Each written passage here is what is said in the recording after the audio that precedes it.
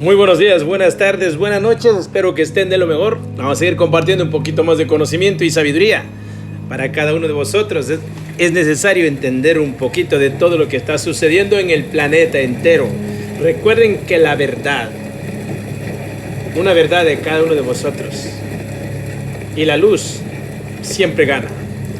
Quiero compartir ese libro del maravilloso de Ecuador, Made in China, para los compatriotas ecuatorianos y para el mundo entero. Es necesario despertar. Estamos en el despertar de la conciencia. Vamos con mucho amor para China, laberinto petrolero y financiero. Seguir con este capítulo. Conocer el destino del crudo es una condición trascendental para la empresa proveedora. Debe además establecerse claramente cláusulas restrictivas y penalizaciones en caso de incumplimiento. Petroecuador lo hacía antes de la época revolucionaria, como muchas empresas estatales y privadas del mundo, integrando una cláusula de destino en los contratos de compra-venta de petróleo. Por ejemplo, no es lo mismo vender crudo ecuatoriano a Perú que a Texas. Los costos de flete son diferentes y eso modifica el diferencial y el precio final. El cumplimiento de la cláusula del destino era clave no solo en la definición del precio para alcanzar equilibrio en los mercados, sino además como instrumento de control de prácticas desleales. En este contexto, insistir en la propia proclama del gobierno correísta de eliminar intermediarios es perturbador. Para cualquier empresa pública o privada es tan importante el cumplimiento de la cláusula de destino que en los convenios se incluye la obligación de libros abiertos, precisamente para transparentar el cumplimiento de los planes empresariales que guían la contratación en esa línea. Por ejemplo, la estatal venezolana PDVSA penaliza con la descalificación inmediata a la compañía que intermedie con su crudo. Sin embargo, tan severa conducta fronteras adentro se vuelve enmascarada a nivel internacional. Lícita crudo ecuatoriana para cargarle a Balao y revenderlo donde la paguen mejor precio. La Gerencia de Comercio Internacional de Petroecuador en varias ocasiones advirtió a PDVSA por desviar el crudo a otros destinos, es decir, convertirse en intermediaria. El trato discriminatorio ha sido pan de cada día en el sector hidrocarburífero, mientras las estatales gozan del privilegio de la contratación directa y de vender nuestro petróleo donde quieran. En el caso de las privadas, las pocas veces que se han hecho concursos, se incluyó en las bases una cláusula de penalización que sanciona con la descalificación de la compañía que desvía el crudo. La compañía estatal de Vietnam del Norte, Petrovietnam, recibió varios cargamentos del crudo, el cual fue revendido a Petroperú a través de Glencore, una empresa descalificada en Petroecuador. Para prever suspicacias y adelantarse a torcidos afanes, el instructivo de comercialización externa de Petroecuador promueve la venta del petróleo a consumidores finales. Por ello sorprende la respuesta enviada a la Asamblea por las autoridades de Petroecuador, Marco Calvo Piña y Nielsen Arias, de que no es de interés del Estado la suerte final del petróleo. La Petroecuador realiza la venta directamente a la empresa adjudicada o con la cual se ha suscrito un contrato de compra-venta, por lo cual la relación es directa entre EP Petroecuador y el adjudicatario, no con terceros. Así también es necesario considerar la condición de venta utilizada por la EP Petroecuador para la entrega de crudo, según el Incotem FOB, mismo que establece que una vez que el producto atraviesa la brinda del buque es propiedad del comprador. ¿No es de interés? Infunde el temor de que el país sepa que en la reventa o segunda facturación del crudo ecuatoriano a través de las traders aparezcan los precios reales y así se descubran las diferencias que engordan chequeras. Huele a azufre. El diablo es un señor almidonado. En realidad, el azufre huele a diablos y cuando se destapa, ignorarlo es imposible. Durante 6 años hemos intentado por diversos frentes legales, incluso a través de contactos personales, conocer los rostros de los intermediarios del gran negocio de reventa del crudo. Pero las autoridades siempre respondían con evasivas abiertamente, con la grosera excusa de que la responsabilidad del Estado acaba cuando se suscribe el Bill of Lading, conocimiento de embarque, es decir, cuando el buque ha sido cargado en Balao Esmeraldas. Memorando 13, número 00234-IGER 2012 de septiembre del 2012, remitido por Nielsen Arias del asambleísta Clever Jiménez de Pachacuti. Cuando el buque ha sido cargado de balao esmeraldas, el propio presidente Rafael Correa ha colmado de halagos los acuerdos con PetroChina, insistiendo que el petróleo ya no va a Estados Unidos como en época de la partidocracia corrupta. ¿Cuántos países quisieran estar en la posición de Ecuador?, dijo, y aclaró, no está hipotecando el petróleo ecuatoriano, sino aplicando una venta anticipada de petróleo. Lo que nos dicen es que en el 2006 el 75% de nuestro petróleo iba a Estados Unidos a cambio de nada, mientras ahora y por este año tenemos el 50% comprometido con China a cambio de miles de millones de dólares. Ese dinero, acotó, es para financiar el desarrollo de este país, pero ahí sí dice la prensa opositora que estamos entregando el país a los chinos, cuando lo que está ocurriendo es muy bueno para el país, resaltó. Rafael Correa, mientras con autoridad, pese a estar perfectamente informado que el petróleo ecuatoriano va a Estados Unidos, afirma que va a China, y además porque comercialmente hablando, sabe que sería un absurdo desplazar un buque Panamax 360,000 barriles desde Balao en el Pacífico, pasando por el Canal de Panamá hasta la República Popular China. Luego de una larga y perseverante investigación a nivel internacional, hoy al descubrir el caso de los contratos con PetroChina, se puede poner las pruebas sobre la mesa y las invenciones en el sitio. Se ha generado una auténtica piratería en alta mar con el petróleo ecuatoriano, ante los ojos y con el aval de los gobernantes. Lo primero fue identificar la entrada al laberinto. Entonces se detectó que una vez firmada la alianza estratégica entre PetroChina y Petroecuador, y teniendo con garantía los contratos de provisión de crudo a mediano o a largo plazo por un volumen de 421 millones de barriles hasta el 2019, aparecieron en escena los traders Taurus Petroleum y Castor Petroleum, de la mano de sus lobistas internacionales y nacionales. Ellos se encargaron de vender por adelantado el crudo ecuatoriano a las refinerías, especialmente de Estados Unidos, definiendo la fórmula de precios mensual de nuestros crudos, conociendo de antemano los promedios de Argus y Platts que se aplicarán el mes siguiente en la fórmula de facturación que definirá Petroecuador y PetroChina, reservándose una tajada del diferencial por lo agotadora faena de intermediación. Así las cosas, en el Bill of Lading que levanta Petroecuador se establece ya el puerto de destino del cargamento, definido previamente por Taurus y Castor con la compañía refinadora, principalmente Chevron Texaco en la costa oeste de Estados Unidos. Otros cargamentos de crudo tienen como destino el terminal de almacenamiento de Taurus en Panamá, desde donde revende a consumidores finales. Diario El Telegrafo del 6 de julio del 2011.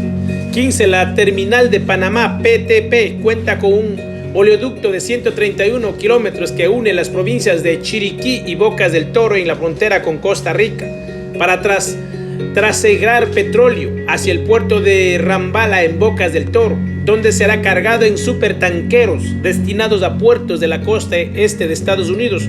También cuenta con una tanquería para almacenamiento de 9.2 millones de barriles. PTP es una empresa mixta creada en 1979, en la que el Estado panameño posee del 40% de las acciones y el consorcio privado Nick Holding Corp de Estados Unidos y Taurus Petroleum Limited de Suiza poseen el restante 60%. No fue nada fácil seguir el rumbo de los buques en medio de un complejo laberinto de intereses, en decenas de facturas y bill of lading entregados por Petroecuador contra como beneficiaria del crudo la compañía PetroChina Internacional América, domiciliada en New Jersey, Estados Unidos, creada en el paraíso fiscal de Panamá a través de escritura pública 24425, inscrita el 29 de diciembre del año 2010 en la Notaría 4, empresa que aparece como una cortina de PetroChina International Company Limited, domiciliada en Beijing, empresa que firmó los contratos y el convenio de 4 partes. Como se aprecia, PetroChina América, beneficiaria real del crudo según los conocimientos del embarque, fue constituida recién en diciembre del 2010 en Panamá. Sin embargo, desde el año 2008, Petroecuador endosó los cargamentos de petróleo a una empresa inexistente, con domicilio en New Jersey, Estados Unidos. El decreto 1793 de Rafael Correa, promulgado en junio del año 2009, señala si en la determinación de los accionistas, partícipes o asociados a cualquier forma de participación se llegara a determinar que tienen la calidad de personas jurídicas con domicilio en los denominados paraísos fiscales determinados por el Servicio de Rentas Internas de la República del Ecuador, esta situación será causa de descalificación inmediata. Desde el año 2008, el CRI registró a Panamá como paraíso fiscal. Tanto en las facturas como en los bill of lading generados en Petroecuador se registran el precio del barril a la fecha del embarque, el plazo de hasta 40 días para cancelarlo, los números de cuentas del Banco Central y Petroecuador a las cuales se harán las transferencias y el destino del petróleo, que en la mayoría de casos es costa oeste de Estados Unidos, Panamá, Pampilla, Perú, Armuelles y América Central, ningún puerto de China. No obstante, como a todos los seres humanos, incluso al más sigiloso se le duerme el diablo. Además de no existir crimen perfecto, el olor a azufre los delató. El petróleo ecuatoriano cargado en esmeraldas a nombre de Petrochina cambió de dueño en alta mar. Sí, en medio del silencio donde solo el agua escucha como un sordo el festejo de las medusas. En el Istmo de la Panamá también se modificó de dueño del petróleo, utilizando la terminal de almacenamiento controlado por la empresa Petroterminal PTP en sociedad con Taurus, Castor y Gumbor, los traders de Petrochina. Lo expresado se comprueba en decenas de bill of lading conseguidos a nivel internacional, donde Petrochina Internacional América, una empresa con la cual Petroecuador no tiene ninguna relación comercial directa, transfiere la propiedad de los cargamentos de crudos Napo y Oriente a Taurus Petroleum y a Castor Petroleum, generándose un segundo bill of lading, conocimiento de embarque, que Petrochina América y Taurus Petroleum o Castor Petroleum, y en algunos casos modificando el destino del crudo. En este punto, el petróleo dejó de ser de la supuesta estatal Petrochina y pasó a manos de los traders privados Taurus y Castor para consumar la triangulación entregándolo a los refinadores en la terminal de Armuelles, Panamá, Charco Azul, costa del Pacífico. En el bill of lading de Castor se establece como puerto de embarque del cargamento de crudo Napo a Chiriquí Grande, Panamá, en la terminal de almacenamiento controlado por Taurus y Castor, pese a que el único país que produce crudo Napo es Ecuador y su puerto de carga Balao Esmeraldas. Cual ironía del destino, pero del destino patrio y como una bofetada a los progenitores de la aventura económica. Resulta que el principal comprador del petróleo ecuatoriano en Estados Unidos a través de Taurus y Castor es la mismísima Chevron Texaco. Un escenario sorprendente, ¿verdad? La propia empresa demandada por el Ecuador, acusada por Correa, el cruel, al haber provocado uno de los mayores impactos sociales y ambientales en la Amazonía y daños irreparables a los pueblos ancestrales, sobre la cual pesa una orden de embargo internacional, recibe el petróleo de manos del radical presidente para generar la energía y el bienestar al imperio que tanto denuestra. Así las cosas, se debería pedir al juez de la causa disponible o disponga el embargo del petróleo ecuatoriano destinado a Chevron, simulado antiimperialismo, como un disco viejo de 45 revoluciones por minuto, contigo porque me matas y sin ti porque me muero. Así se escucha el sonsonete correísta. De la información publicada por Taurus se destaca que el cargamento de 276,000 barriles de crudo Oriente embarcado en Esmeraldas en el buque Pichincha de Flopec a nombre del Petrochina Internacional América, según el bill of lading de Petroecuador, fue transferido por Taurus Petroleum a la compañía norteamericana Chevron, registrando en el nuevo bill of lading como lugar de carga Shipper Country, un singular país en alta mar, High Seas. El buque descargó el crudo Napo en California el 20 de agosto del año 2012.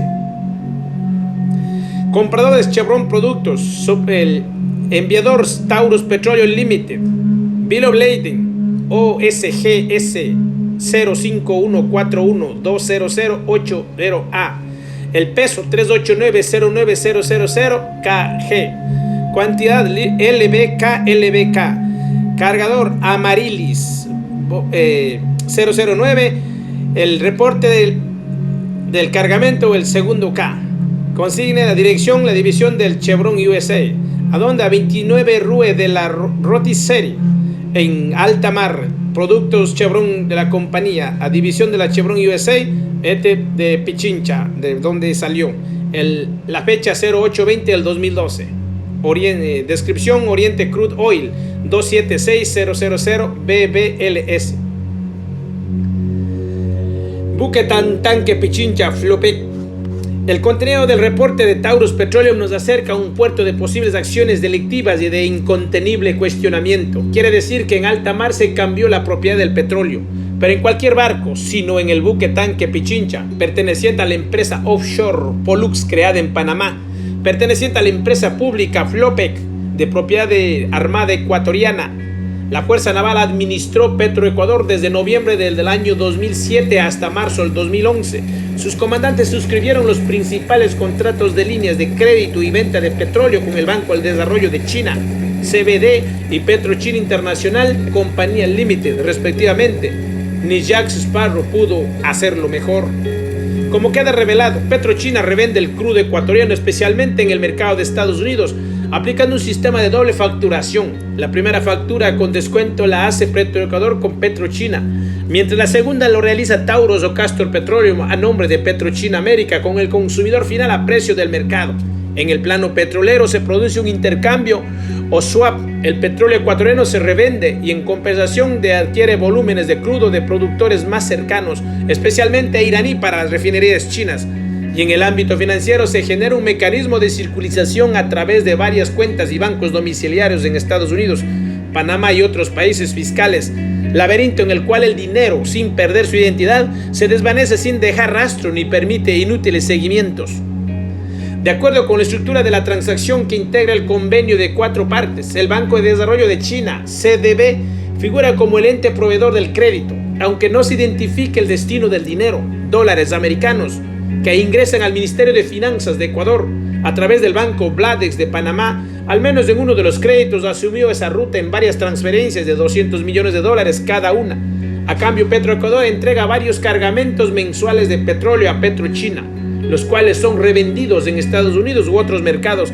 Esos recursos económicos de que Taurus Petroleum y Castor Petroleum los recibe cash de los refinadores son manejados en cuentas particulares a las que el Estado ecuatoriano no tiene acceso ni control. De las cuentas de los referidos traders se transfiere a la cuenta de PetroChina los valores facturados con desacuerdo o con descuento por Petroecuador. De acuerdo con las cláusulas contractuales, PetroChina tiene hasta 40 días para depositar esos recursos en la cuenta conjunta en el CDB de Nueva York. A esta cuenta llegan los valores expresados en la primera factura, es decir, el precio del crudo descontado, la diferencia entre el precio comprado a Ecuador y el vendido a los refinadores, $3 o más por barril. Con seguridad se quedó en las cuentas de Taurus y Castor en paraísos fiscales. El siguiente paso es transferir los valores correspondientes al pago de capital e interés a la cuenta del CDB y la otra parte de la cuenta del Banco Central de Petroecuador en el Bladex de Panamá, utilizando bancos intermediarios como JJ Morgan y el Wachovia Bank. Se los hacen a Panamá, pese a que el presidente Correa, a través del decreto 1793, prohibió negociar con paraísos fiscales. Intermediación financiera. Pero es verdad que el comercio de crudo y los créditos pagados con petróleo surgieron y se ejecutan directamente por iniciativa de los gobiernos de Ecuador y China, al amparo de las alianzas estratégicas estatales, o esos acuerdos fueron mediados por agentes de intereses particulares. Como se mencionó antes, hay información confiable de que los procedimientos pudieron utilizar el segundo camino, en donde al menos una firma, la empresa privada Bipros Group, participó ofreciendo líneas de crédito chinas a favor del Ecuador a cambio de un 1% por su gestión. Fue a mediados del año 2009 donde se empezó a impulsar esta intermediación, como consta en un correo electrónico enviado por Juan Borja Charvet desde la dirección jb.bya@uio.satnet.net a pmdc1962@hotmail.com de Pedro Miguel Delgado Campaña, primo del presidente de la República, representante al Comité de Deuda, presidente del directorio del Banco Central de Ecuador y presidente del Fideicomiso AGD CFN, No Más Impunidad, en el cual textualmente Borja le dice a Delgado: Pedrito, esas son las cartas del blanco, o Bank of China, y según esta gente necesita una información para hacer la reunión en Miami. Los datos que requieren en forma muy general. Primero, ¿cuál sería el monto que requiere el Estado ecuatoriano? Segundo, ¿en qué rubro se va a ocupar el dinero? Ejemplo, medicinas, obra pública, inversión petrolera, etc. Muy general. 3. Fórmula de pago, cómo se haría el pago y con qué recursos, lo que conversamos ayer. Contéstame si puedes responder en inglés, mejor aún, y te confirmo la reunión. Cuando dice esas son las cartas, se refiere a los adjuntos enviados a Delgado, copias de dos comunicaciones remitidas por el presidente de Bioprost, Patrick Wong, a la ministra de Finanzas, María Elsa Viteri, los días 16 y 29 de abril del año 2009, exponiendo la propuesta de líneas de crédito para el país. Las misivas suscritas por Wong precisan las condiciones y términos de los créditos, que tendrían como referentes al Banco de Desarrollo de China y al Banco Comercial e Industrial de China. La cita textual dice: garantías, promesa de pago del gobierno ecuatoriano mediante la firma de un convenio a través del Ministerio de Finanzas, garantía de pago mediante el Banco Central del Ecuador y garantía de pago de un tercer banco de Estados Unidos, Europa o Panamá. Primero, intereses. El porcentaje de intereses será entre el 6% o 6,5% más un punto adicional, única vez. El reajuste de la misma o la tasa fija será negociada directamente con el banco. Bioprost figura como una empresa farmacéutica china que tiene sucursales en varios países. Patrick Wong, uno de sus representantes, aparece también la relacionada a Bioprost Solar, empresa vinculada a Petrofinder, una suerte de cazadores de contratos petroleros y lobistas de créditos a nombre de la CDB, bancos rusos y financieros de otros orígenes. Todo indica que se mueven a la sombra o en las orillas de la ley. Uno de sus anuncios dice: tengo un prestamista genuino de Londres, Reino Unido, que ofrece arrendamiento, instrumento financiero y venta a un precio razonable con el procedimiento asequible. Nuestro banco prestamista confirma giro bancario a través del CDB para aviación, agricultura, petróleo, telecomunicaciones, la construcción de represas, puentes, bienes raíces y todo tipo de proyectos. Juan Borja Chabret, Diario El Comercio. La pareja Pedro Delgado y Verónica Endara cubrió el costo total de la casa de $385,000 con este crédito. Un pago inicial, entrada de $35,000 y otro abono de $165,000. Estos dos últimos rubros en efectivo. A esto se suma el pago de trámites legales. De esa forma adquirió su vivienda y por esto en el condado de Miami no aparece ninguna hipoteca o deuda pendiente. Pero tanto la entrada como los $165,000 no fueron transferidos por Delgado a la cuenta de Rickenback Realty, agencia o cargo de la venta de la casa, sino por Juan Borja Chabret, socio del bufete de abogados Borja Asociados. Mediante una comunicación escrita facilitada a este diario por fuentes cercanas a la operación financiera, el 11 de noviembre pasado, Delgado solicitó a Borja que transfiriera los $35,000 máximo hasta el 22 de ese mes y luego el monto restante. Borja ha tenido contratos de auditoría de bancos cerrados, según la web www.borja-asociados.com en los récords oficiales de Miami. Este abogado es gerente de dos negocios, la cafetería El Colibrí LLC y Mediterránea Venture LLC, ambas registradas en la misma dirección, 117 NW 42 Avenue CU01 Miami, Florida 33126, los registros 209. En www.zoombiz.org también dan cuenta de que Marta Clavijo, familiar de la esposa de Delgado, fue parte de la administración de Mediterránea. Incluso la dirección postal de esta empresa en el 2009 fue la misma de la consultora Integrare American Consulting de Delgado, 19380 Collins Avenue, PH 16 Sony Islas Beach, Florida, US Store 33160. Clavijo constó entre los directores de Integrante en el 2008. El contenido de las cartas aviva incertidumbre que genera suspicacias. Los recursos económicos ofertados por la intermediación de Bioprost pudieron no tener su origen en el Banco de Desarrollo de China o en el Banco Comercial e Industrial de China, como también pudo provenir de una fuente distinta, y que se utilizaron a esos bancos estatales como referentes para manejar el negocio o esconder la fuente real del dinero. Antes de haber recibido esa propuesta de Bioprost, la exministra de Finanzas María Elsa Viteri, en marzo del 2009, públicamente expresó su contrariedad por los términos económicos del crédito para la construcción de Coca-Cola Sinclair. Nos han pedido condiciones que nunca al país se le habían pedido. No cederemos de nuestra soberanía ni ante el maltrato chino, dijo Viteri. Después debió abandonar el ministerio y en su reemplazo llegó el joven economista Patricio Rivera, a quien se le hizo fácil adaptarse al lenguaje económico del imperio mandarín. Las habilidades de Rivera, según confesó en una entrevista a Diario El Universo, le permitieron hacerles chinos a los propios chinos. Los chinitos empiezan pidiéndole todo. Le piden 50 por un traje y le dejan en 3. Le pueden pedir cualquier cosa, pero el rato que se firme el resultado es otro.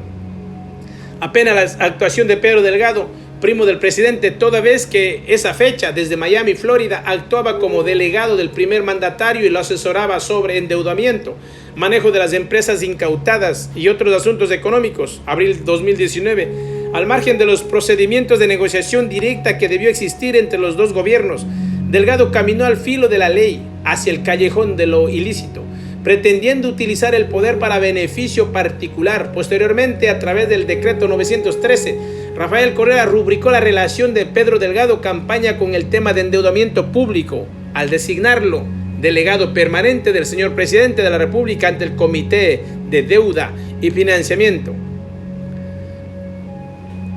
El Universo, miércoles 06 julio del 2011, Quito. El ministro Patricio Rivera cree que hubiera sido un error no concretar financiamiento solo por ahorrarse algo de interés. Para el ministro de Finanzas, Patricio Rivera, las condiciones en las que se firmó el reciente contrato por 2 millones con China, que incluye para el país asiático la seguridad en la provisión de petróleo por unos 13 mil millones en 6 años y tasas de interés por encima del 7%, no tiene nada de extraordinario. Asegura que en un principio las condiciones eran más duras, pero con la negociación ahora son muy convenientes.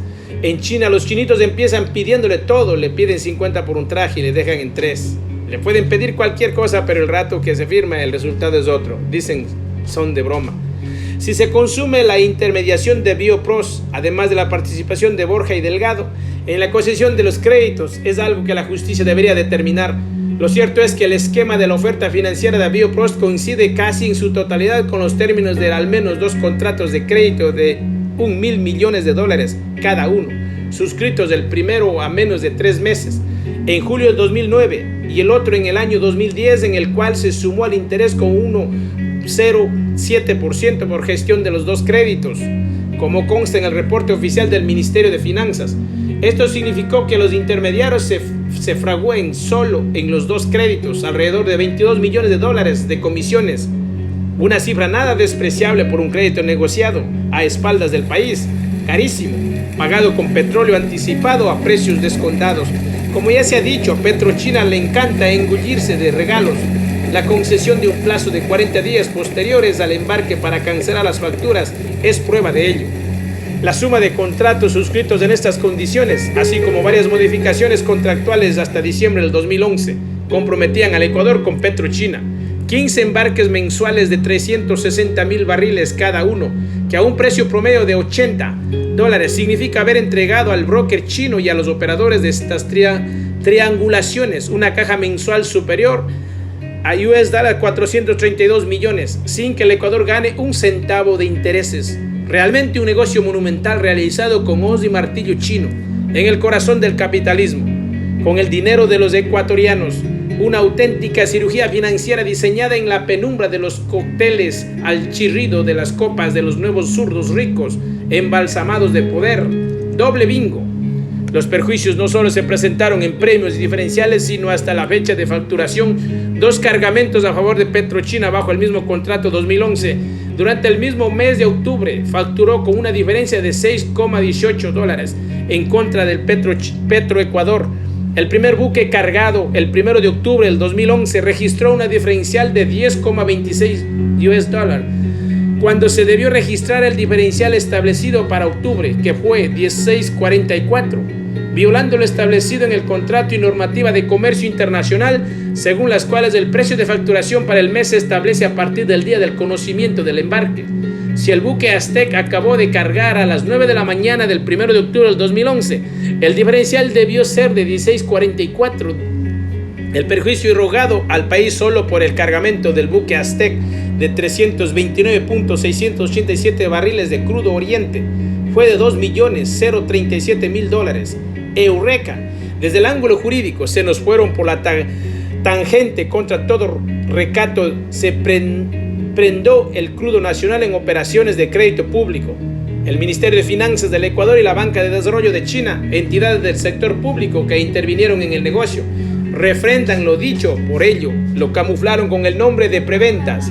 Al negocio con empresas y bancos chinos, encubrieron la violación de varias normas relacionadas con el endeudamiento público. En cuanto a autorizaciones y registros se refiere, se transgredió el artículo 130 del Código Orgánico de Planificación y Finanzas Públicas.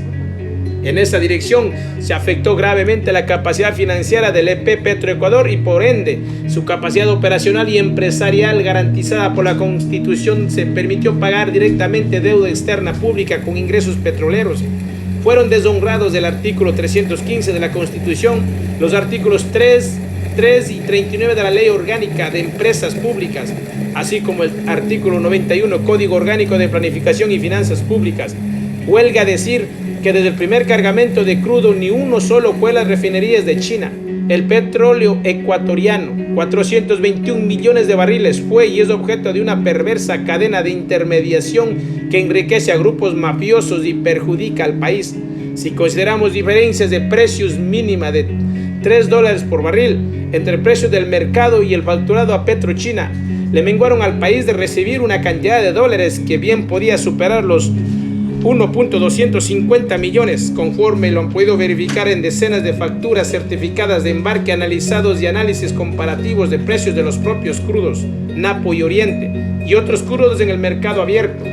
La caterva de asociados triangula internacionalmente y han acumulado un enorme poder en el mercado de hidrocarburos, uno de los destinos del crudo ecuatoriano entregado a PetroChina, según las facturas, es Panamá. La triangulación de círculo de intermediación la realizan Taurus, Castor y ahora la compañía Gumbor, accionistas de Petroterminal de Panamá, S.A. Dicho terminal tiene una capacidad actual de 9.2 millones de barriles de mezcla y con nuevas inversiones comprometidas por Gumbor se alcanzaría una capacidad de almacenamiento de 14 millones de barriles. Además cuenta con un oleoducto que transporta 600.000 barriles por día. 81 millas de largo, va desde el terminal de Chiriquí Grande en el Atlántico hasta el terminal de Puerto Armuelles en el Pacífico. La dupleta Taurus, Castor, PetroChina a través de este mecanismo puede mantener grandes cantidades de crudo almacenado y mezclarlo con otros cuando necesiten comercializarlos internacionalmente. Taurus y Castor son dos traders vinculados al mismo grupo, domiciliados en Suiza, pero constituidos en varios paraísos fiscales bajo distintas denominaciones. Taurus tiene varios registros en Panamá y en las ex colonias británicas de las islas de Nieves y San Cristóbal, consideradas un centro de lavado de dinero y tráfico de drogas. Con 40.000 habitantes, apenas 200 kilómetros cuadrados y 15.000 compañías extranjeras registradas. A las empresas creadas allí se las conoce como Corporaciones Internacionales del Negocio, IBC, una fórmula que garantiza completamente el anonimato de los verdaderos dueños. Las islas de Nieves y San Cristóbal son inevitables en cualquier informe internacional que hable de paraísos fiscales. Castor Americas Inc. es una compañía perteneciente al grupo de Ben Polner.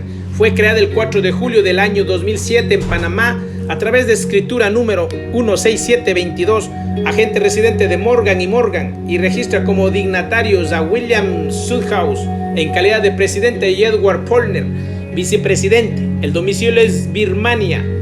Castor cedió sus participaciones a Gumbor S.A. Panamá, perteneciente a la multinacional Gumbor Group. Hay casos de diferencia de precios entre los del mercado a la fecha con respecto de los negociados por Ecuador en aquellos contratos que llegan hasta los $8. Gumbor fue fundada en 1999. Es el cuarto más grande comercializador de petróleo del mundo, después de Glencore, Vitol y Trafigura. Según varias investigaciones internacionales, el principal accionista es el presidente ruso Vladimir Putin. El líder ruso tiene una historia en el blanco y negro, como buen stalinista que fue, siempre estuvo atento a catapultarse en altos cargos burocráticos. Desde cuando se convirtió en oficial de la policía secreta soviética de la KGB, hasta ubicarse del mimado primer ministro con Boris Yeltsin, justo en momentos que la perestroika y distribuía fortunas a los herederos de Stanley y medio de una salvaje privatización que incluyó oxidados coros de retorno de los Romanov. En su última declaración de bienes antes de ser nombrado primer ministro, tenían pirricos $1,000 de ahorros, un apartamento, un auto viejo y una lámpara de petróleo. Años después es uno de los 10 hombres más ricos del planeta, accionista de al menos 2 empresas petroleras, beneficiario de una excelente puntería en el tiro al blanco, en especial si son especies en extinción. Desprecia a su tocayo Vladimir I Lenin y de León Trotsky. Solo comparte el amor por los perros, pero de caza. Desde información filtrada por Wikileaks hasta investigaciones de los servicios de inteligencia británicos, hablan de las fortunas de Putin con sabor a corrupción y enriquecimiento ilícito, especialmente el manejo de enormes holdings de gas y petróleo ocultos tras redes empresariales en paraísos fiscales. Según esas fuentes, la fortuna de Putin bordearía los 40.000 millones y habría sido amasada gracias al control del sector petrolero. Poseería el 37% de Surgutneftegas, la tercera compañía de explotación petrolífera de Rusia, el 4,5% de Gazprom y al menos el 75% de Gunvor, una poderosa multinacional petrolera domiciliada en Suiza, fundada por Gennady Timchenko, un amigo personal del presidente. Una grosera muestra de la riqueza de Putin es el reloj de oro sólido Patek Philippe de $86,000 que usa en su muñeca izquierda. Uno de los cables revelados por Julian Assange compendia diálogos entre David Kramar, entonces subsecretario o adjunto de los Estados Unidos para Eurasia, y el líder de la oposición rusa no identificado, durante una visita a Washington. Kramar dijo que Putin estaba nervioso buscando asegurar su inmunidad ante posibles investigaciones policiales de sus presuntos ingresos ilícitos. Las principales preocupaciones del líder ruso versaban sobre el comercio de petróleo a través de la compañía Gunvor. John Bailey, el embajador de Estados Unidos en Moscú, dijo que existían vínculos estrechos entre la empresa y el presidente ruso. Gunvor S.A. fue creada el 12 de julio del año 2007 en Panamá a través de escritura pública número 15692.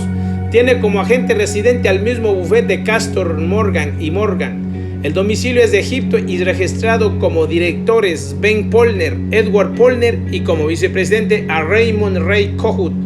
Kohut es el representante de Gunvor en Ecuador, vinculado desde hace años a Castor Petroleum y Taurus Petroleum, dos traders relacionados que han venido operando como instrumento de PetroChina para la comercialización de crudo y fuel oil.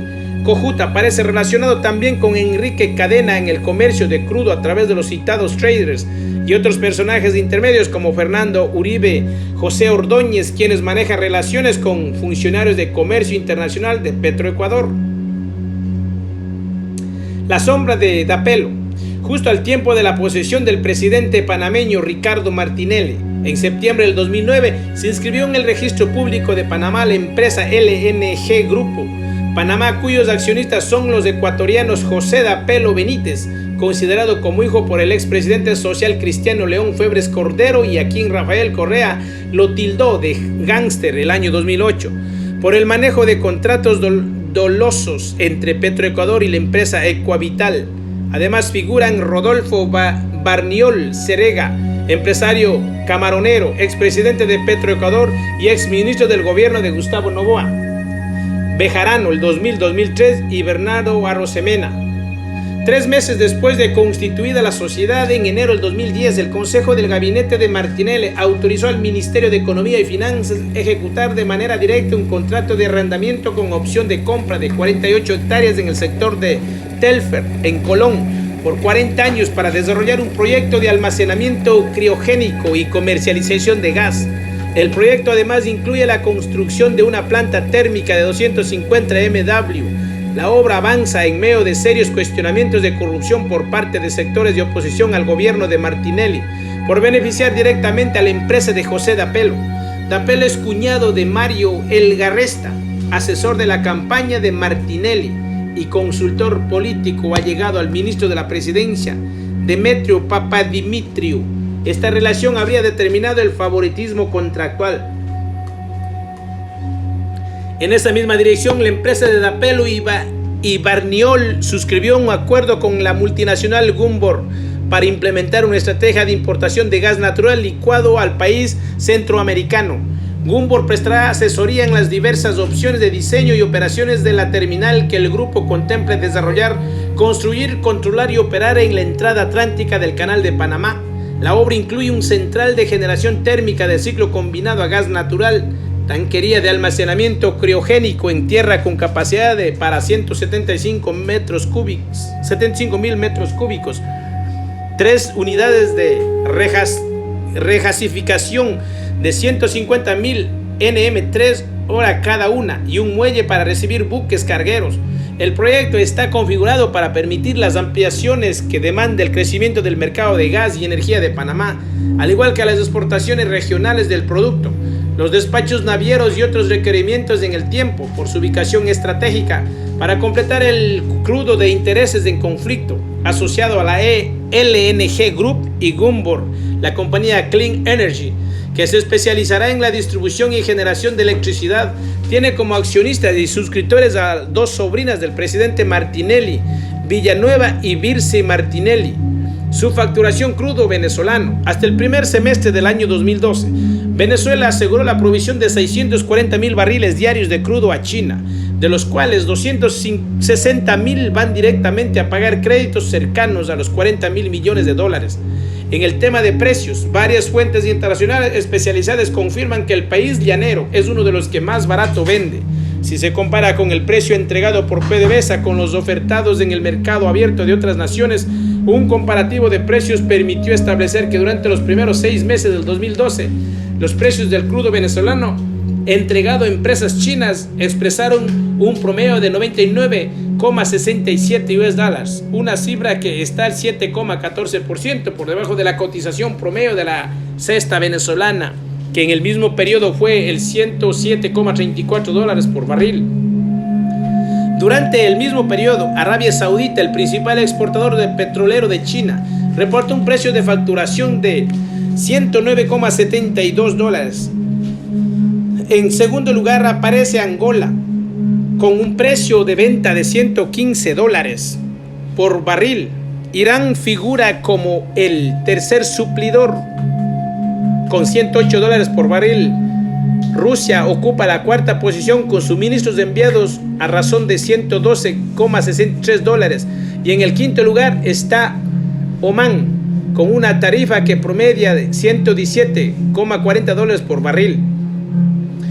El 21, José D'Apello y Rodolfo Barniol constan como accionistas de varias empresas en el paraíso fiscal de Panamá: Valmont Management Inc., Monteverde NG Power SA, LNG Group, Panamá SA, Consulting Management Corporation, MD Technology Panamá SA. Los cambalaches de Petrochina, los perjuicios económicos son por su facturación, así como el desvío e intermediación del crudo, no son un secreto, han trascendido de los límites bolivarianos. En Venezuela, el caso alcanzó a los más altos niveles ejecutivos y estremeció las relaciones bilaterales entre Caracas y Beijing, cuando a través del cable identificado como 10 Caracas 233, filtrado por nuestro huésped Julian Assange de Wikileaks, de cuya incertidumbre no dudaría ni el mismo presidente Correa. Cable completo de Wikileaks. Asunto Venezuela 2. Relaciones petroleras. El agregado de petróleo PET-ATT habló con Fadi Kaboul, director del PDVSA, el 18 de febrero, cuando lo identificó en la cola por una visa en el consulado estadounidense.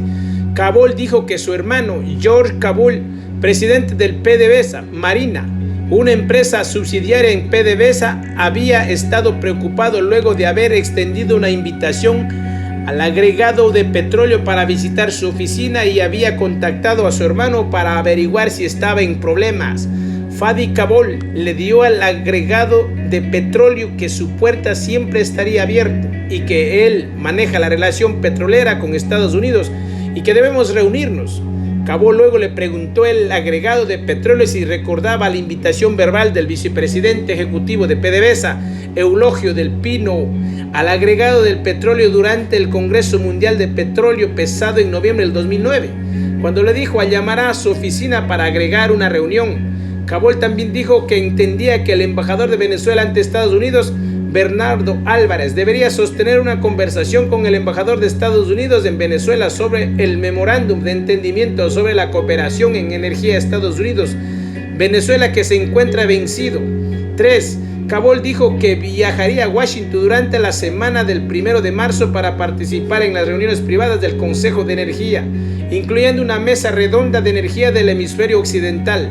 Cabol dijo que el ministro Ramírez le instruyó que se reuniera con la Agencia Geológica del Departamento del Interior de los Estados Unidos en referencia a un informe que publicó en febrero titulado Un estimado de recursos recuperables de petróleo pesado en la Baja Orinoco en Venezuela.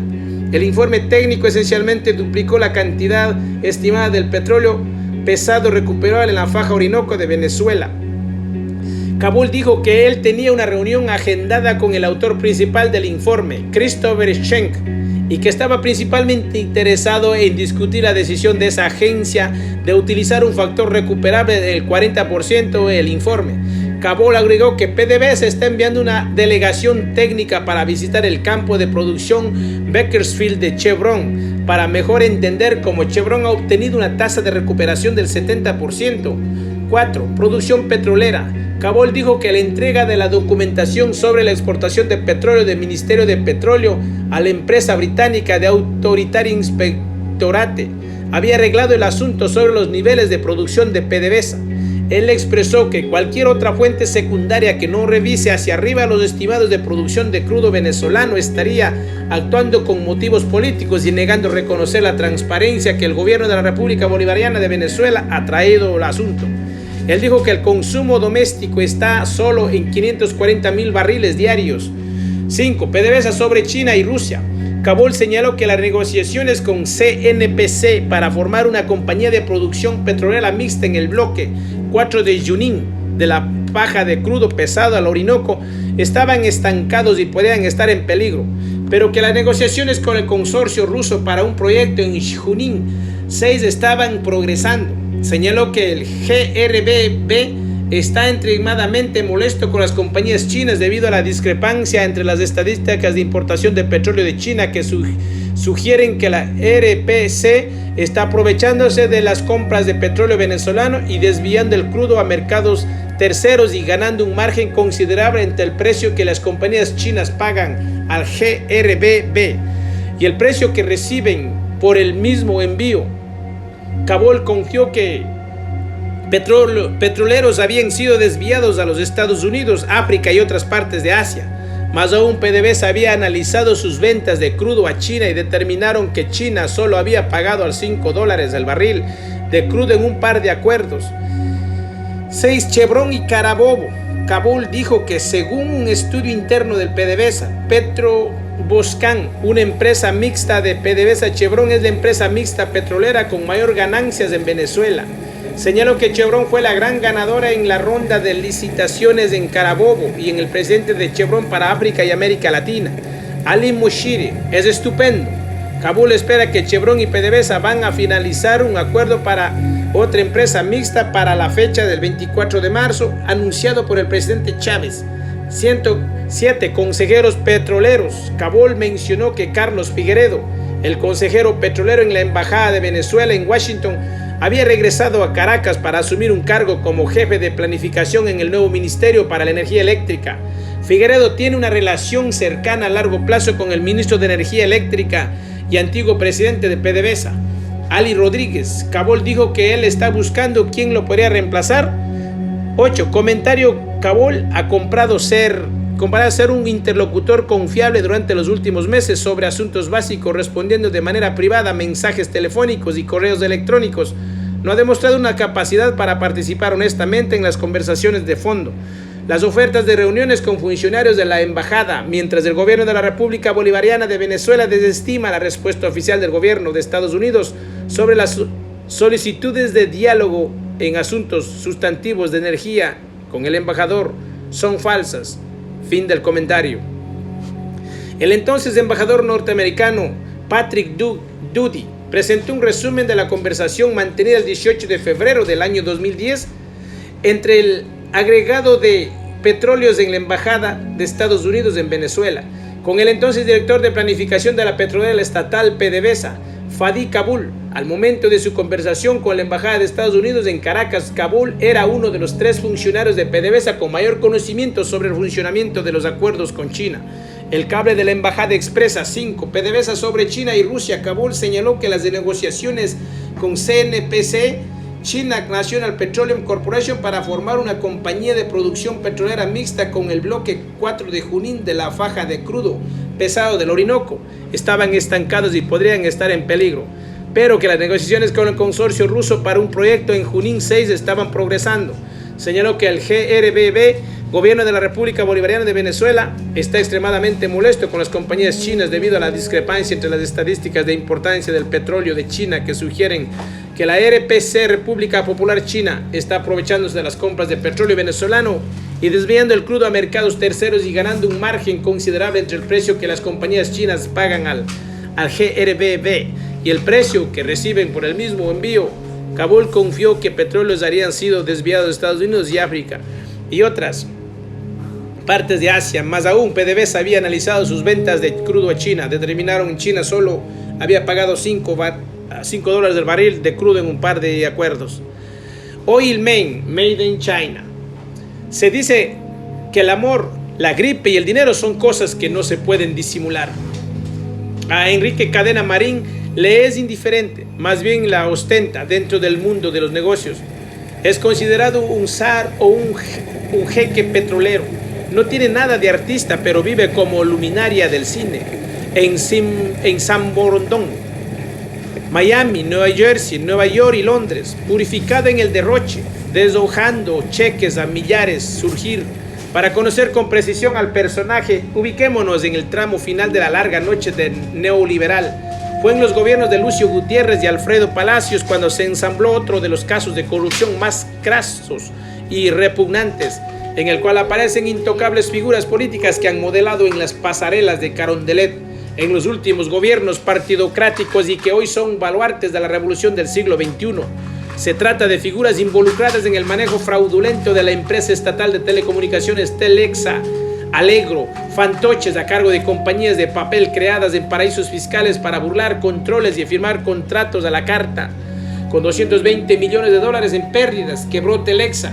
El doloso e insincero manejo empresarial de estos titanes del fraude, la ubicación en desventaja frente a las vigentes en el mercado de la telefonía, la una, la multinacional América Móvil, Claro, 78%, y la otra de Telefónica Movistar, el 20%. En alumbramiento de la empresa pública Telexa Allegro, en el año 2003, el presidente Lucio Gutiérrez comparaba el acontecimiento con el nacimiento de un bebé para mejorar la competitividad frente al duopolio dominante, llámese despiste, cinismo o ambos. Lo que hizo el primer mandatario fue entregar a la criatura Telexa al cuidado de las nodrizas recomendadas por la competencia. Es el caso de la empresa Suedtel, compañía sueca, adherida a Ericsson y en Ecuador vinculada a poderosos intereses guayaquileños. Una de las primeras acciones de Suedtel al cuidado de Telexa fue llenar el biberón de la niña con leche caducada. Le proveyeron de tecnología obsoleta, CDMA, a través de Ericsson, en momentos que las 3/4 partes del mercado planetario había ya posesionado la tecnología GSM, y en Ecuador América Móvil y Telefónica abandonaban el modelo CDMA, cual si fueran enemigos en evidente boicot interno. Liquidaron a la Telefónica estatal al punto que nunca pudo superar el 1.8% del mercado de telefonía móvil. En la franja radioeléctrica, Telexa se conformó con una esquinita, espacio suficiente para seguir pidiendo limosna. En el gobierno de la Revolución Ciudadana, Jorge Glass Espinel debió impulsar un convenio con Telefónica para utilizar su plataforma GSM y evitar el colapso total de Telexa. Este tímido intento no logró reanimar a la criatura.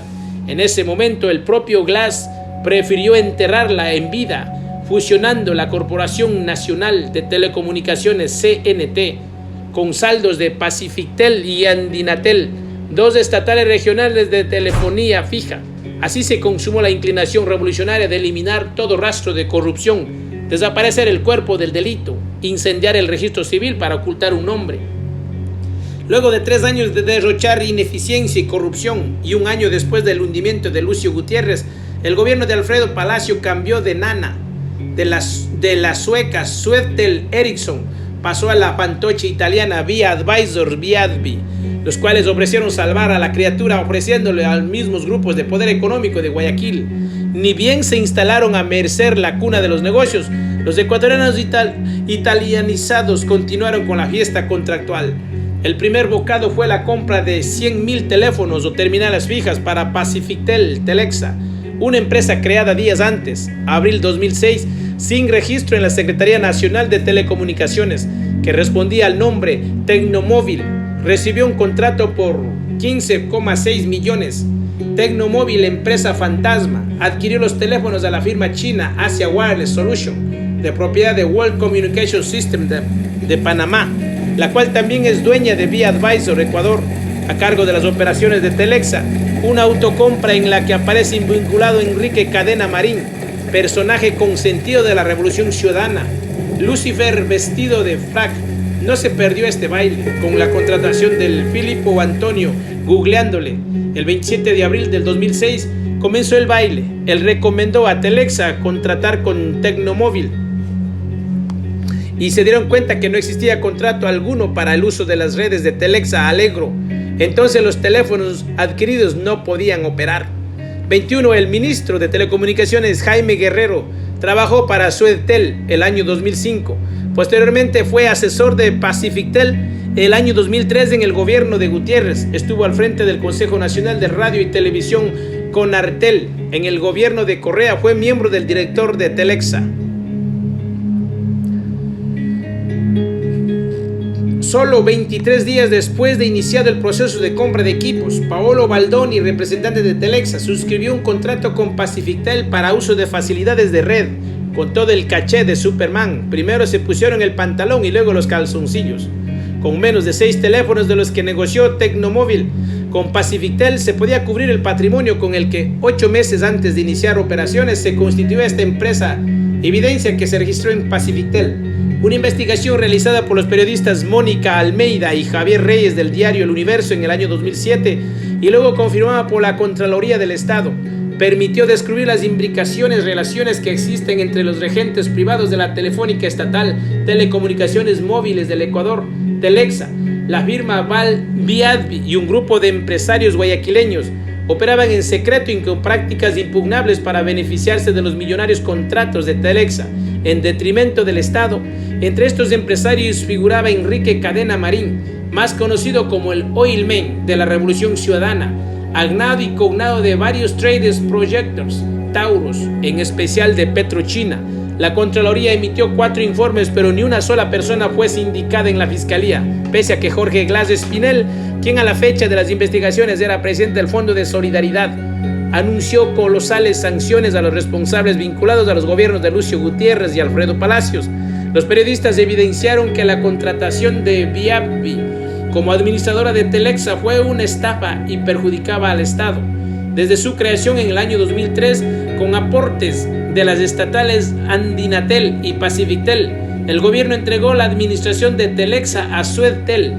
En abril de 2006 se empieza a armar todo un engranaje de acciones para, primero, cancelar unilateralmente el contrato con la sueca y convocar a un concurso internacional privado, y segundo, entregar la administración a la firma ecuatoriana Via Advisor Ecuador Viadvi, que supuestamente representaba a la compañía italiana ganadora Via Advisor Corporate Finance BACF.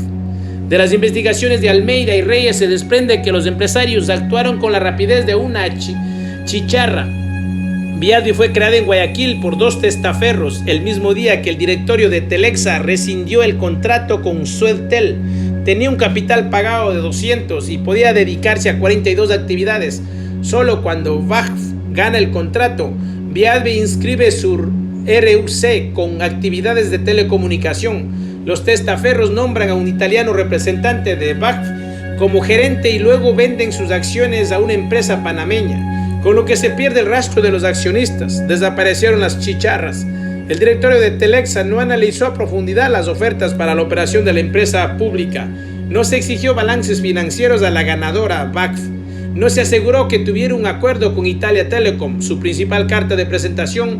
Telexa terminó firmando el contrato con una empresa fantasma. Las cifras del ejercicio económico de BACF son un fiasco. En el 2005 había facturado 754.247 y tenía pérdidas por 3.353, y en Ecuador gana un contrato de 2 años por 9,5 millones.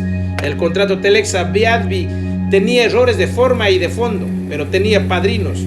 Fue enmendado en varias ocasiones, siempre para favorecer a Viadvi, sin garantías reales de cumplimiento. Además, se fijaba de un plazo de 6 meses para que Viadvi presentara su oferta de compra de acciones de la estatal Telexa. Como se ha referido, el principal contrato de compra de equipos por 14 millones terminó en un fraude. Telexa firmó un acuerdo con PacificTel para brindar el servicio de telefonía inalámbrica fija a través de su red celular. El negocio era que Telexa compraba los teléfonos y los instalaba, y PacificTel a través de sus oficinas captaba a los clientes. Las revelaciones fueron que Telexa compró 100.000 teléfonos para brindar el servicio. Los pagó casi a contado, incluso antes de terminar de recibir todos los aparatos, a un proveedor fantasma y fantoche, Tecnomóvil. Se usó el mismo patrón, crear una empresa de papel, y solo cuando se gana el concurso privado con un ente estatal se formaliza. Firma el negocio, recibe el dinero y luego las acciones pasan a manos de una empresa panameña para perder el rastro y sacralizar el entuerto. El contrato favorecía a Tecnomóvil en perjuicio de Telexa, y a su vez el contrato entre Telexa y PacificTel favorecía a la móvil. Los teléfonos estaban embodegados y pese a que el plan ya tenía 4 meses en marcha, solo se habían vendido 700. Los 99.300 pasaron a engrosar la lista de los agravios. Viadvi estaba relacionado con un grupo de empresarios guayaquileños que a su vez eran proveedores de Telexa. Todas las conexiones en Ecuador llevaban a Enrique Cadena Marín, a esa fecha socio de Charlin Pareja, abogado y empresario muy cercano al expresidente León Febres Cordero. Pero las conexiones se perdían en Panamá debido a la imposibilidad de descubrir las accionistas de estas empresas. La principal relación era que Viadvi y Tecnomóvil, la que recibió el contrato de 14 millones, tenían el mismo abogado patrocinador, el mismo texto de creación, la misma notaría, el mismo banco donde se pagó el capital, y finalmente siguieron el patrón de vender sus acciones a Panamá. A través de 2 testaferros se establecía la relación con Cadena y sus hijos y con otro proveedor de Telexa, a través de contactos con el peruano Julio García, exfuncionario de Alberto Fujimori, quien fue el responsable de recomendar a BACF para el contrato con Telexa y firmó el contrato con Tecnomóvil. El libreto estaba tipiado, por lo menos en 4 casos. El esquema es el mismo: reciben una concesión o firman un contrato con instituciones del Estado ecuatoriano y la compañía pasa a manos extranjeras en paraísos fiscales. Yo no participé en las reuniones, pero luego me pedían que firme. Iba al piso 29 de edificio de la previsora, ahí se hacía todo. En el piso 29 funcionaban Naparina Corp de Enrique Cadena y también un estudio de abogados, Cabezas Parrales, donde están Raúl Echeverría y Jorge Guzmán Vaquerizo, dijo uno de los entrevistados a Diario El Universo. El abogado Raúl Echeverría Barrientos creó junto con Héctor Catagua Burgos, Vía Advisor Ecuador, Viadvi, administradora de Telexa. Lo hicieron con Nelson Gómez Maquilón, abogado patrocinador de la escritura. 2 meses después vendieron sus acciones a World Communication Systems. Echeverría estaba relacionado con 9 compañías, 4 son de telecomunicaciones y entre ellas están Technologies S.A., Tecnologiza, proveedor de Telexa. Las otras 3 son Tecniecuasa, de la que es accionista, porque de Alternan Palacios Rodríguez y Juan Elao Portilla le vendieron su participación. Starstat, que en el 2004 recibió una concesión para servicios de telefonía y Contact Point. En otras 2, Echeverría se relaciona con la familia Cadena. Cliummer, cuya accionista es la ex Miss Ecuador 2000, Gabriela Cadena Bedova, y Smart Business, cuyo accionista es Vidal Cadena Bedova, 70%, hijos de Enrique Cadena Marín. A su vez, Nelson Gómez, que también patrocinó 2 escrituras de Tecnomóvil, está relacionado con 7 firmas, en 2 de ellas junto con Palacios. Este último participa en 283 empresas, 246 activas. Esta persona vuelve a conectarse a través de Broadnet con la familia Cadena y Jorge Guzmán Vaquerizo, hijo del ex superintendente de bancos y ministro de finanzas, Jorge Guzmán Ortega. La Secretaría Nacional de Telecomunicaciones contrató a Guzmán Baquerizo en el 2006 para asesorar el proceso de valoración de la banda 1900 MHz que se debía concesionar a Porta y Movistar. Según la Superintendencia de Compañías, Broadnet registra 2 sucursales, la una en la Previsora y la otra en Quito. En el World Trade Center, su presidente es Enrique Cadena Marín, es gerente general y accionista de Naparina, uno de cuyos accionistas iniciales que fue Valladares Villao. Gabriela Cadena Bedova, hija de Enrique Cadena, es desde enero del 2005 gerente general de Credit Invest y su presidente era Carlos Charlie Pareja Cordero. Cadena asumió ese cargo en reemplazo de Carolina Astudillo, presidenta del bufete de abogados Pareja y Abogados Asociados. Charlie Pareja Cordero fue secretario del expresidente León Febres Cordero. Además desempeñó funciones como abogado patrocinador de América Móvil Porta. El otro hijo de Cadena Marín, Vidal Cadena Bedova, fue gerente de Homi, uno de los cuyos accionistas era Juan Cruz, quien ha participado en 375 compañías de papel. Cruz figura relacionado con Echeverría Barrientos y Jorge Guzmán Baquerizo. Aparece en la historia de Tecnomóvil, el proveedor al que Telexa compró los 100.000 aparatos por 14.000 millones para el servicio inalámbrico que ofertaba Pacifictel.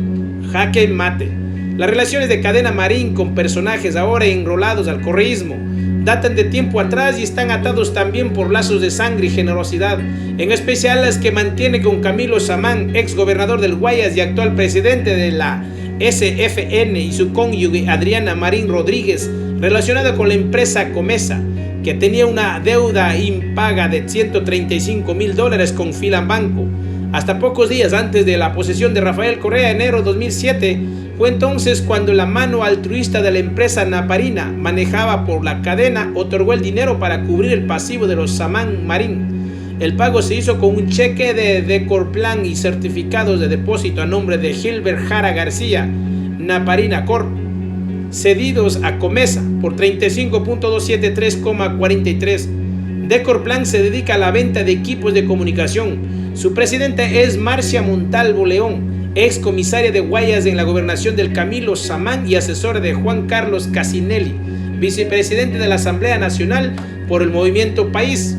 Repasando el guión de la justicia seducida, la Fiscalía General del Estado y la Corte de Justicia, controladas por el gobierno de Correa, pese a la documentación recibida en torno a las irregularidades cometidas en la selección de la empresa Tecnomóvil y en el rosario de ilicitudes y perjuicios cometidos en contra del Pacifictel y Telexa, dictó sobreseimiento definitivo y declaró como maliciosa y temeraria la demanda interpuesta en contra de los responsables de este caso de corrupción probado hasta la saciedad. En el olvido quedaron las amenazas de Jorge Glass y del Contralor por el escándalo de corrupción en Telexa Pacifictel. Los nombres que desfilaron por los teclados de algún fiscal hoy solo engordan los archivos de la impunidad judicial.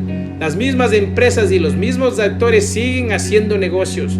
El informe de responsabilidad penal elaborado por la Contraloría así demuestra. Haciendo negocios en el Estado ecuatoriano, aunque las fortalezas empresariales de Enrique Cadena en telecomunicaciones están en México, Estados Unidos, Perú y otros países, en Ecuador mantiene algunos dominios en ese sector, como es el manejo del sistema de venta de productos electrónicos en línea prepago.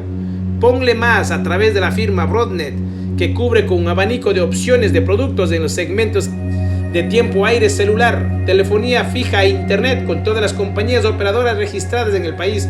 No es mucho, dirán los entendidos, frente a su negocio fuerte en Ecuador, que es la intermediación petrolera. Miami 33131-1331, Brickell Bay. En el reino de las billeteras, Vidal Enrique Cadena Marín es un dios. Está en todo lado y pocos lo ven. Jamás deja huella. No se conoce su firma y mucho identifican sus rasgos. En el mapa de los meganegocios todos hablan de él. En el espacio, en el primer línea del gobierno, ellos saben su paradero y su aura. Ningún juez, fiscal, cobrador de impuestos, ministro o agente policial ecuatoriano le ha puesto el ojo, mucho menos un dedo encima. No obstante, se comenta que allende las fronteras de la justicia del imperio al cual el señor presidente inunda de malos tratos, estaría siguiéndole los pasos, al peso de su fortuna, al estilo de sus lujos y al ancho de sus placeres. Records, que lo enrola en los registros de los más ricos y famosos de Miami, paraíso donde se esconde y cultiva la cultura del dispendio, junto a su esposa Cynthia Vedova y sus dos hijos, Vidal Cadena Vedova y la ex Miss Ecuador Gabriela Cadena Vedova. Promotora de un importante negocio de modas en la Ciudad del Sol y en Nueva York, gabrielacadena.com. El Hotel Mandarín Isla de Brickell, Miami, donde se casó Vidal Cadena. 25. Gabriela Cadena Vedova nació el 30 de agosto de 1979 en Guayaquil, Ecuador. Fue elegida Miss Ecuador en el año 2000. Hizo su debut internacional en Miami Fashion Week edición 2009, escaparate que de inmediato la llevó como uno de los más brillantes nuevos diseñadores de América Latina. Desde entonces sus colecciones se pueden encontrar en las tiendas principales de ciudades como Miami y Nueva York. En sus propias palabras, su estilo tiene la irreverencia inteligente de Tom Ford, la fundación de refinada de Albert Elbaz. Esta familia ecuatoriana de éxito, como dirían las revistas especializadas en personajes que cambiaron el número de cédula por el de la tarjeta de crédito, no escatima ceros a la derecha para acodearse con el jet set y dejar enmarcado su nombre en el pináculo del derroche. Una demostración sencilla de lo dicho fue el matrimonio de Vidal Cadena, realizado en diciembre del 2012 en exclusivo Hotel El Mandarín, situado en la isla Brickell de Miami.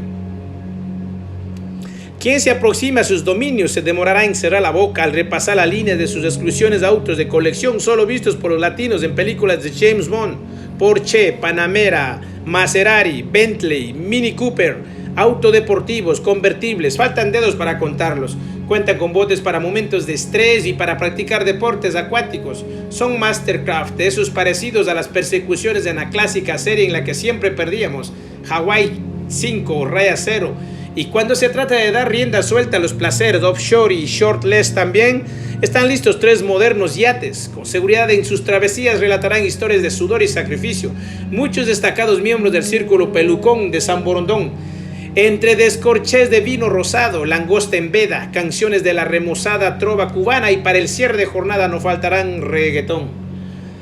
De la investigación no se detecta huella de deudas. El debe y el haber son códigos de la prehistoria en el mundo de Enrique Cadena Marín, un enemigo del fío del crédito. Todo lo adquiere cash, al menos las propiedades que se registran a su nombre. Una en Miami Dade 33131 Raya 1331 Brickell Bay y otra en Miami Beach 33139 Washington Avenue 404 Suite 620.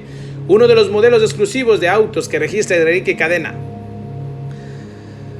Modelo de uno de los yates de Enrique Cadena en Miami. Ruta China-Irán. El binomio presidencial de Rafael Correa Delgado. Para las elecciones de 2013, Jorge Glass Espinel es la figura clave en las relaciones con China e Irán. Este personaje opacó antes de ingresar al gobierno revolucionario. Manejaba un programa de opinión en un canal de televisión local.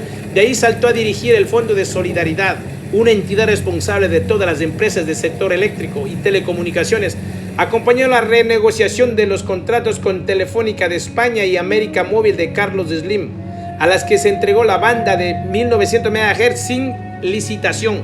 También fusionó las telefónicas estatales Pacifitel, Andinatel y Alegro, creando la CNT, con lo cual se borraron todas las pérdidas y escándalos de corrupción que se investigaban. Mató al perro para que desaparezca la rabia. Desde el Ministerio de Sectores Estratégicos, Glass lideró la concesión del proyecto minero más grande del Ecuador, Proyecto Mirador, a la empresa china Ecuacorriente, CRCC, Tongguan, en la provincia de Zamora Chinchipe. Desconocido informes de la Contraloría del Estado y frente a una amplia posición de sectores sociales del Ecuador, igualmente ha estado al frente de la concesión de los proyectos hidroeléctricos construidos y financiados por empresas chinas. En el mundo petróleo, Glass Espinel lideró el grupo de negociación que gestionó un crédito de $400 millones y la provisión de combustibles de Irán para enfrentar el déficit a generarse por el pano de refinería Esmeraldas. Del memorándum 000741 GER raya DGER raya 2012 de Petroecuador, se desprende que la comisión encabezada por Glass y varias autoridades del EP Petroecuador adelantaron acuerdos en Teherán, la compañía iraní National Iranian Oil Company, NIOC, y el Export Development Bank, EDBI, para la concesión de una línea de crédito de 400 millones y la provisión de gasolinas y otros derivados supuestamente de la misma República de Irán. Es decir, Ellos aportan con el dinero para comprar sus propios productos, fuera de todo proceso licitario. Pero la supuesta provisión de gasolina a Ecuador por parte de Irán era una mascarada, pues según el propio informe oficial del viaje de Teherán, la República Islámica no contaba con saldos exportables de gasolinas ni gas licuado, por lo que estos productos debieron ser entregados por otras compañías o traders que servirían de pantalla. El trasfondo que subyacía esta atmósfera era posiblemente crear una cortina para el ingreso de capitales iraníes al Ecuador, utilizando una serie de instrumentos o acuerdos petroleros como la provisión de combustibles para suplir la deficiencia que generaría el paro de la refinería Esmeraldas, programado entre agosto del 2012 y abril 2013, el cual generaría un déficit de 415 millones. Para asesorar este proceso, Jorge Glass y las autoridades de Petroecuador contrataron al italiano Alberto Croce, contando con una partida de $200.000. Croce se sumó a la gira de febrero del 2012 en Dubái, Teherán y Singapur. Petroecuador se negó a entregar los informes presentados por el asesor internacional. Durante un largo periodo pululaba por la casa presidencial como asesor del primer mandatario en temas de Medio Oriente y específicamente de Irán. El ciudadano Kabalan Bajij Abisab Neme, primo del presidente del club Spot Emelec, Nazib Neme Antón, quien es accionista de las empresas de electrocables, a la cual está relacionado Pedro Glass Viejo, tío de Jorge Glass Espinel, ex ministro de Sectores Estratégicos y binomio de Rafael Correa para las elecciones del 2013. Electrocables ha sido beneficiada con varios contratos de provisión de materiales para las empresas eléctricas del país, controladas desde el ex Fondo de Solidaridad y el Ministerio Coordinador de Sectores Estratégicos por Jorge Glass Espinel, el flamante alfil de la Revolución Ciudadana. El 23 de enero del 2012, el presidente Rafael Correa designó como embajador de la República Árabe de Siria, del Estado de Kuwait y del Reino Cachemira de Jordania a Kabbalah Bajib Abisa Neme. No menos de 23 convenios, acuerdos y memorandos se han suscrito entre los gobiernos de Rafael Correa y la República Islámica de Irán, especialmente en los sectores estratégicos de minería, petróleos, electricidad, energía nuclear, entre otros. En todos ellos, Glass ha jugado un papel protagónico. Primero, protocolo de cooperación entre el Banco Central del Ecuador y el Export Development Bank of Irán, suscrito el 7 de diciembre de 2008. Segundo, memorando de entendimiento de cooperación bancaria entre el Banco Central de la República del Ecuador y el Banco Central de la República Islámica de Irán, suscrito el 7 de diciembre del 2008.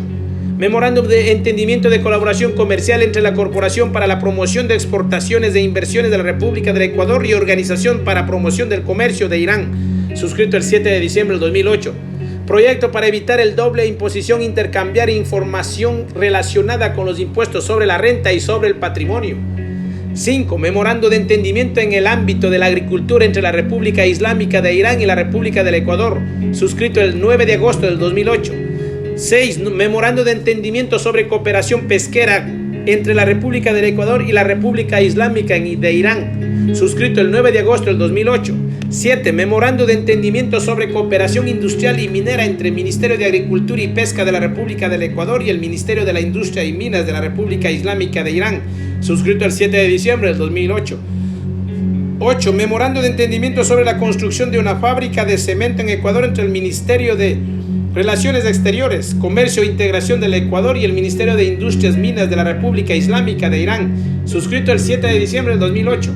9. Memorando de entendimiento entre el Ministerio de Desarrollo Urbano y Vivienda de la República del Ecuador y el Ministerio de Vivienda y Desarrollo Urbano de la República Islámica de Irán, suscrito del 8 de octubre del 2008.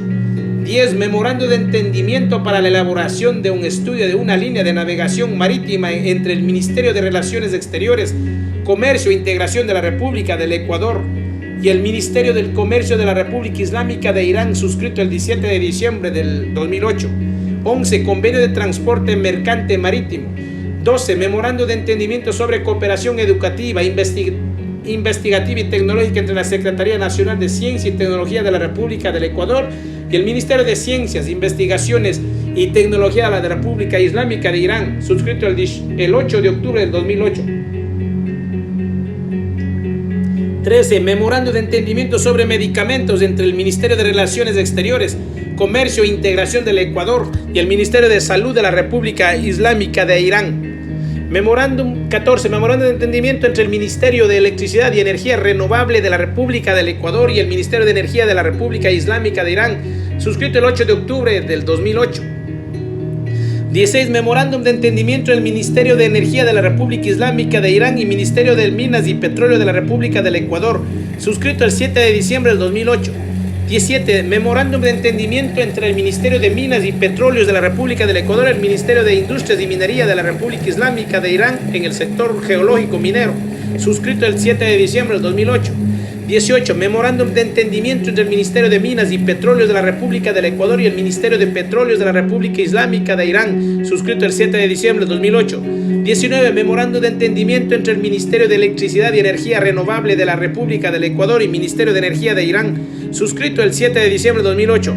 20. Acuerdo de entendimiento para la expansión de la cooperación bilateral en los sectores hídricos y energéticos de la República de Ecuador, suscritos entre el Ministerio de Electricidad y Energía Renovable del Ecuador y el Ministerio de Energía de Irán, suscrito el 6 de marzo del 2009. 21. Convenio binacional de ejecución del memorándum de entendimiento suscrito entre el Ministerio de Minas y Petróleos de la República del Ecuador y el Ministerio de Industrias y Minería de la República Islámica de Irán en el sector geológico minero, suscrito el 13 de noviembre del 2008. Este convenio viabiliza los suscritos del 21 de noviembre del 2008 y el 7 de diciembre del 2008. Memorándum 22. Memorándum de entendimiento entre el Ministerio de Minas y Petróleos de la República del Ecuador y el Ministerio de Industrias y Minería de la República Islámica de Irán en sector de hidrocarburos, suscrito el 1 de septiembre del 2008. Y 23. Memorándum de entendimiento entre el Ministerio de Minas y Petróleo de la República del Ecuador y Ministerio de Industrias y Minería de la República Islámica de Irán para implementar una alianza estratégica y establecer áreas de cooperación, suscrito el 21 de noviembre del 2008. Refinería del Pacífico. La Refinería del Pacífico constituye una de las obras estratégicas fundamentales de la Alianza Venezuela-China-Ecuador. Está ubicada en uno de los puertos de aguas profundas más importantes de la región, con capacidad de carga de buques de 2 millones de barriles. Este será un enclave estratégico para la refinación y comercialización de hidrocarburos con China, evitando el Canal de Panamá. El puerto de Manta es un sitio vital en el Pacífico. Ahí funciona una de las mejores pistas aéreas del país. La base de Manta, operada anteriormente por Estados Unidos en la lucha contra el narcotráfico. El puerto y la base aérea están interconectados a todo un sistema vial del primer orden que llega al río Napo, alimenta el Amazonas, al puerto Napo Providencia, donde se tiene diseñado y está en proceso de construcción un puerto para el transporte de productos hasta Manaus, Brasil. Es el proyecto conocido como Manta Manaus. La estatal venezolana PDVSA decidió a su cuenta que la refinería se construya en Manabí, Manta, como consta en documentos oficiales del año 2007. Apenas se posesionó Rafael Correa sin que se haya constituido aún la empresa de economía mixta en el EP Petroecuador y PDVSA. El gobierno venezolano determinó el lugar y la empresa encargada de los estudios, la coreana SK, desconociendo estudios y recomendaciones del INOCAR, la máxima autoridad del Ecuador, que presentaba observaciones al sitio del proyecto. Hasta el abril del año 2012 se han invertido aproximadamente $500 millones en estudios, ingeniería básica, estudios de impacto ambiental, línea base, adquisición de terrenos, etc. La estructura accionaria se mantiene el 51 EP Petroecuador y 49 PDVSA. El gobierno anunció el ingreso de un tercer socio, para lo cual firmó un acuerdo con el carácter de reservado a mediados del año 2012 entre el ministro de Coordinador de Sectores Estratégicos, Jorge Glass Espinel, el ministro de Finanzas, Patricio Rivera, con los representantes de la CNPC y el Banco Comercial e Industrial de China. El modelo de negociación de la refinería considera un 30% de aportes de los accionistas, el 51% del EP Petroecuador y el 49% de PDVSA, y un 70% de financiamiento externo. Con la siguiente estructura: 40% aporte de accionistas, 15.3% EP Petroecuador, 14.7% PDVSA y 10% nuevo socio, 60% financiamiento, 29% inversión BOT, 31% endeudamiento. El año 2007 el costo de la refinería era de $5.000 millones. Actualmente está en el orden de $12.500 millones. Para financiar la construcción de la refinería del Pacífico, varias compañías iraníes formarían parte del proyecto en áreas como ductos, almacenamiento de derivados y otros componentes de la planta, según confirmaron las autoridades petroleras del régimen. El crédito está garantizado con petróleo ecuatoriano y será pagado con crudo o derivados. Como contraparte, el gobierno ha garantizado a varias empresas chinas como Sinopec, Andes Petroleum, Petro Oriental y CNPC PC, la explotación de varios proyectos hidrocarburíferos. Una sospecha modificación del mapa catastral de la compañía Petrooriental le permitió llegar al límite de la más grande reserva de crudos pesados del país, el bloque Ispingo, Tambococha, Tiputini, ITT, con 960 millones de barriles de petróleo. Las reservas de petróleo de Ecuador no justifican un proyecto de tal magnitud como la refinería de Pacífico. Todo deja entrever en el principal proveedor de crudo será Venezuela, que cuenta con suficientes reservas en la baja del Orinoco. Es un pésimo negocio para el país. Ponemos el territorio, el mejor puerto, financiamos el 51%, nos asociamos con Venezuela que no tiene dinero, se contrata el diseño con una empresa coreana, SK, el crédito con China y el diseño final de la planta con la empresa Ward Parson de Estados Unidos. Y a la luz de lo precedentemente expuesto, Ecuador debería comprar crudo a precio internacional para abastecer la planta, lo cual lo pone en absoluta desventaja económica frente a su socio Venezuela. Según el estudio de visualización de la refinería, los crudos para la planta provendrían del Orinoco venezolano, Dobocubi, entre otros campos, el crudo Napo de Ecuador, 19 grados API, crudo Oriente Ecuador, 24 grados API, y el petróleo del proyecto ITT Ispingo Tambococha. Tiputini, Ecuador entregó concesiones petroleras recientes a la compañía china Petrooriental, subsidiaria de CNPC, en límite del Parque Nacional Yasuní. Proyecto ITT, la mencionada empresa adelantada estudios ambientales para explotar ese bloque. Como parte del proyecto de explotación futura del ETT, la estatal Petroamazonas tiene lista de la explotación del bloque 31 dentro del Parque Yasuní, confirmando también que la decisión del gobierno es explotar el crudo a través de compañías chinas. Ecuador además confirmó la participación del EP Petroecuador en la compañía de economía mixta Petroverpersa para la explotación del campo petrolero Dobocubi en la faja del Orinoco. La empresa está conformada por PDVSA con el 74% de acciones y Petropaz de Irán con el 26%. Ecuador recibirá el 14% de PDVSA para estructurar un accionariado tripartito. Venezuela 60%, Irán 26% y Ecuador 14%. Ecuador planteó el cambio de nombre de la empresa Ecuavenpersa. La participación de Ecuador en este proyecto es parte del convenio binacional por el cual EP Petroecuador entregó el mejor campo de crudo liviano, Sacha, con reservas de 500 millones de barriles y una producción diaria de 50.000 barriles a la compañía mixta Río Napo, conformada por EP Petroecuador, que tiene el 70% y PDVSA el 30%. Clarísimo, ¿no? Bueno, mis amados, seguiré más adelante para seguir pasando más información. Es necesario que cada uno de vosotros despertéis. ¿Y por qué está Latinoamérica de esa manera? Pues ya sabemos. Bye bye.